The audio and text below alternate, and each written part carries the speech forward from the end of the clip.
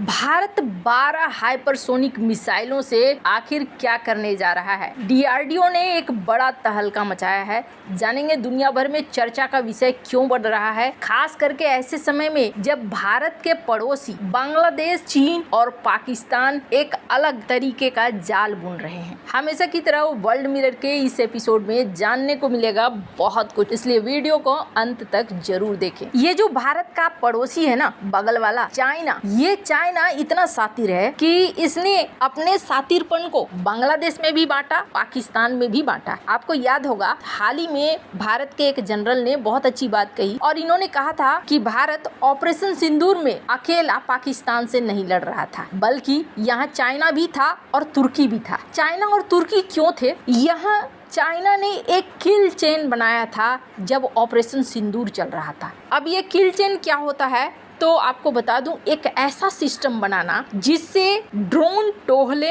Radar पकड़े या अवाक्स जैसे विमान टोहिले और रडार उस पकड़े और वीवीआर मिसाइलों से दागा जा सके, फाइटर जेट को उड़ाया जा सके या फिर किसी देश के अंदर सटीक तौर पर हमला किया जा सके। और पाकिस्तान के केस में ऐसा हो रहा था। कुछ इस तरीके की तस्वीरें शेयर की गई थी और कहा गया था कि पाकिस्तानी अवाक्स इंफॉर्मेशन ले रहा था, रडार को भेज रहा था और अपने फाइटर जेट को भी भेज रहा था और भारत के फाइटर जेट की तरफ निशाना लगा रहा था। अब ये जो इतनी सारी रणनीति है ना, ये बनाना आसान नहीं होता है। ये काफी लंबे समय से चला गया पूरा चाल होता है और उसके लिए बहुत सारी चीजें स्थापित की जाती हैं, जैसे कि एक कमांड सेंटर स्थापित होगा, अवाक्स जैसे विमान होंगे या फिर ड्रोन का भी इस्तेमाल किया जा सकता है, फिर जाकर एक पूरा का पूरा सिस्टम बनता है। पाकिस्तान के किल चेन सिस्टम का बहुत ही बार उल्लेख भी हुआ ऑपरेशन सिंदूर के बाद। हालांकि भारत ने चाइना के पूरे प्लान पर पानी फेर दिया और जिस तरीके से बेस को उड़ाना शुरू कर दिया, इनका किल चेन थ्योरी इनके पास ही रह गया। लेकिन आपको बता दूं, सिर्फ पाकिस्तान ही नहीं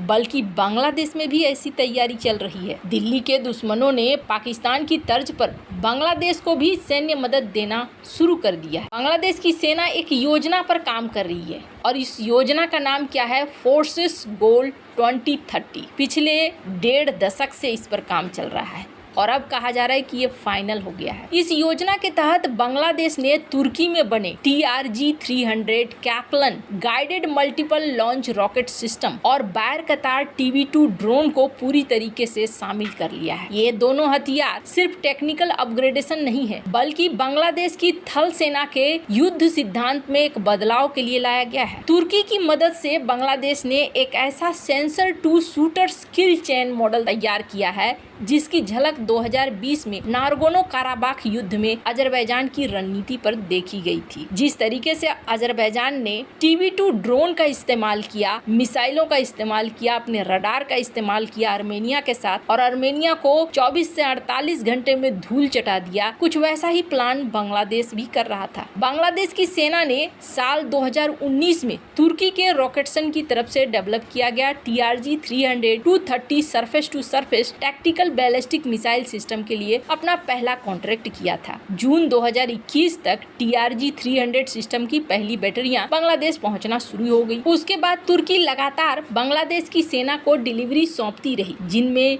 अनुमानित 18 या उससे ज्यादा launcher, reload truck, mobile command post और सहायक रसद वाहन थे। ये सिस्टम 190 किलो तक के हाई लेवल के विस्फोटक वॉरहेड ले जाने में सक्षम है। बांग्लादेश भी कमांड सेंटर बना रहा है, सर्विलांस के लिए अपने आप को मजबूत कर रहा है और कहा जा रहा है कि GPS जैमिंग और इलेक्ट्रॉनिक वॉरफेयर के खिलाफ बांग्लादेश को मजबूत किया जा रहा है ताकि एक किल चेन नेटवर्क यहाँ भी स्थापित हो जाए। वैसे 12 बायर-कतार TB2 ड्रोन खरीदने के ऑर्डर दिए गए हैं बांग्लादेश की तरफ से। 6 तो 2023 में ही आ गए हैं, बाकी 6 2025 में पूरे हो जाएंगे। इस ड्रोन को सेना की ISR रेजिमेंट में तैनात किया जा रहा है और काम क्या है? ये जमीनी टारगेट का पहचान करेंगे, रियल टाइम डेटा भेजेंगे, जरूरत पड़ने पर रॉकेट या मिसाइल गाइडेंस का काम भी कर सकते हैं। हालांकि भारत ने बायर-कतार TB2 ड्रोन को बुरी तरीके से नाकाम कर दिया था। पाकिस्तान ने जब भारत पर हमला करने के लिए बायर-कतार TB2 ड्रोन का इस्तेमाल किया था तो एक भी ड्रोन भारत की सीमा में पहुंचने में कामयाब नहीं हो पाया था। भारत के एयर डिफेंस को भेदने में तुर्की के ये ड्रोन बुरी तरीके से नाकाम हो गए थे, लेकिन यहाँ ऐसा लग रहा है कि अब